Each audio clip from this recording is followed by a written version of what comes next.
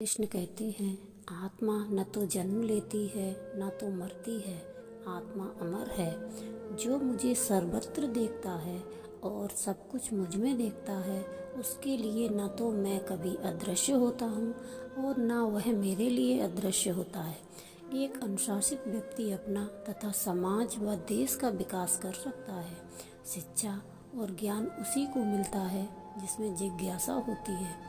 मनुष्य को जीवन की चुनौतियों से भागना नहीं चाहिए और न ही भाग्य और ईश्वर की इच्छा जैसे बहानों का प्रयोग करना चाहिए।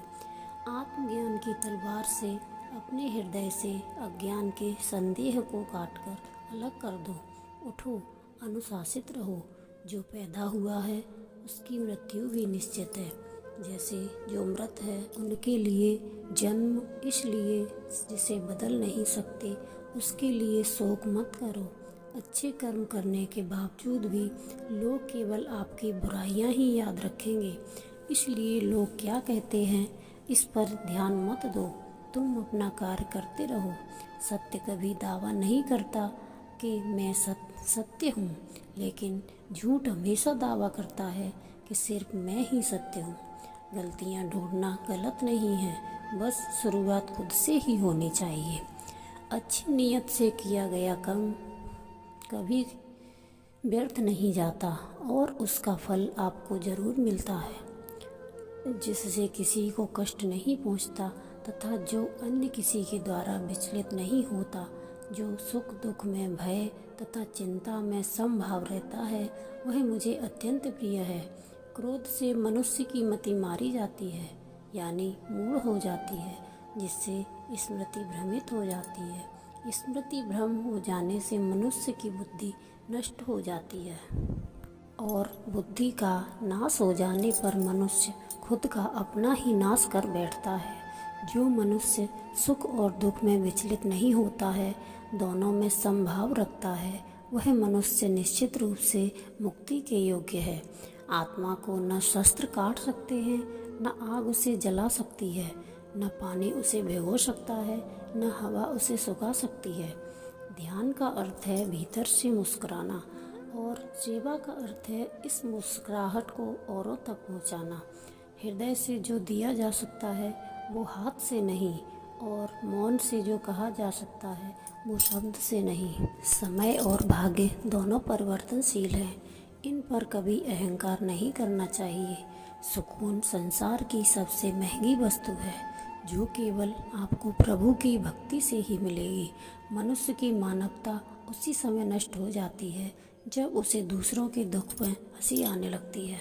अगर भगवान तुम्हें ज़्यादा इंतज़ार करवा रहे हैं तो तैयार रहना, वो उससे कहीं ज़्यादा देने वाले हैं जितने तुमने मांगा था।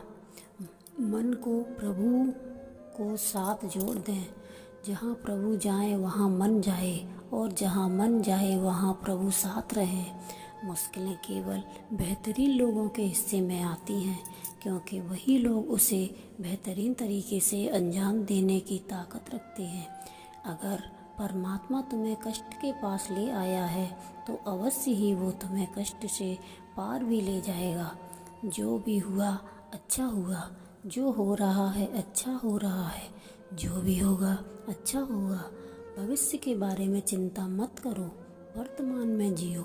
निंदा से घबराकर अपने लक्ष्य को ना छोड़ें, क्योंकि लक्ष्य मिलते ही निंदा करने वालों की राय बदल जाती है। जो सरलता से मिलता रहे उसका महत्व नहीं रह जाता। अक्सर खो देने के बाद समय, व्यक्ति, संबंध के मूल्य का आभास होता है। चिंता मत करो, क्योंकि जिसने तुम्हें इस संसार में भेजा है उसे तुम्हारी ज़्यादा चिंता है। किसी और का काम पूर्णता से करने से कहीं अच्छा है कि अपना काम करें, भले ही उसे अपूर्णता से करना पड़े। उस दिन हमारी सारी परेशानियां खत्म हो जाएंगी, जिस दिन हमें यकीन हो जाएगा कि हमारा सारा काम ईश्वर की मर्जी से होता है।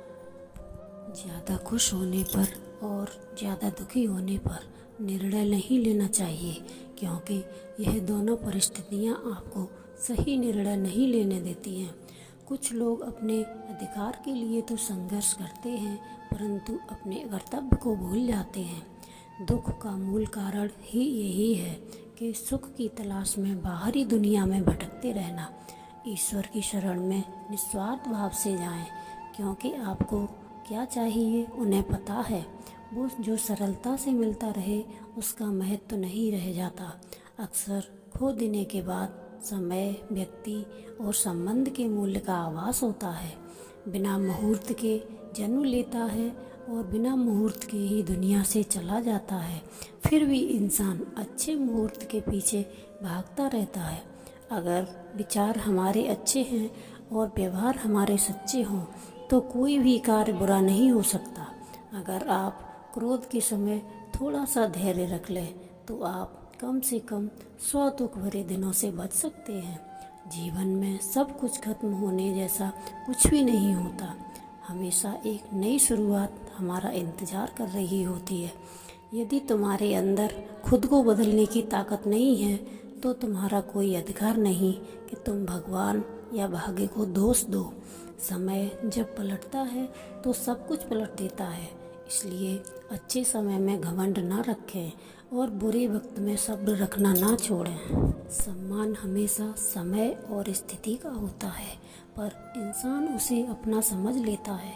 किसी और काम पूर्णता से करने से कहीं अच्छा है कि अपना काम करें, भले ही उसे अपूर्णता से करना पड़े।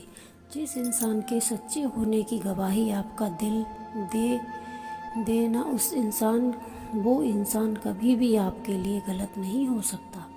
अगर आप साफ नियत से मांगा जाए तो ईश्वर नसीब से बढ़कर देता है। दान करना और भूल जाना दान की सर्वोच्च प्रक्रिया है कि कहीं दान की गणना तुम्हारे दान को तुच्छ न बना देता है। अगर परमात्मा तुम्हें कष्ट के पास ले आया है तो अवश्य ही वो तुम्हें कष्ट को पार भी ले जाएगा।